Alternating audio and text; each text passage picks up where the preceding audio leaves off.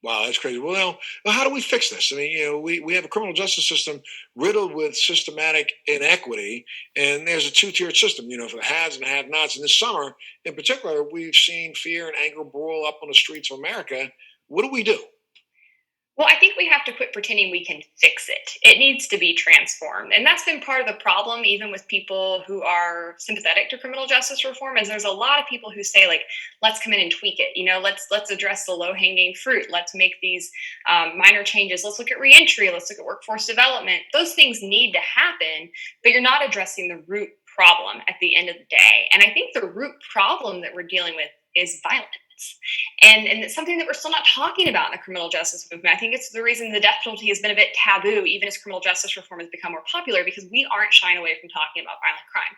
But you don't fix mass incarceration, you don't fix systemic racism, you don't fix any of the other problems in our system without addressing violent crime and without addressing people guilty of crime. Because the reality is there's a lot of people in our prison system who aren't innocent and who did commit violent crime. And so what we have to start thinking about as a society is what leads to violence. How do we circumvent it in the first place? Violence is often very cyclical.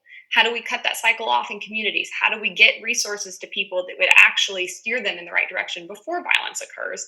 And then when violence does occur, we have to start thinking about, what do people need to heal? What kind of pathways forward can we put in place? How do we meet the needs of victims, of their family members, of communities who are harmed by crimes, and of the offender themselves? Because you typically don't see someone become violent overnight.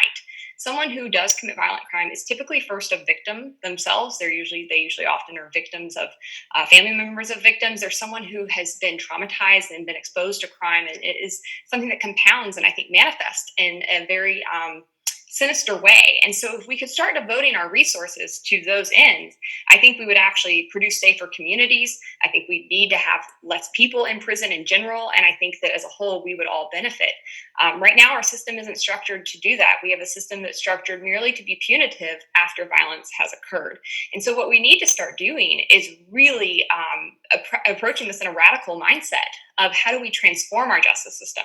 How do we create something new? How do we remove the need for some of the things that we have now? How can we look to other solutions? Where can we innovate? How can we bring in members of the public and private sector? Because oftentimes we do see government have bad incentives. If they're left to themselves, they're going to enrich themselves. They are going to protect their interests, and they're not very good at combing back through their records or holding themselves accountable. And so, as much as we can reduce government from the equation, I think the better.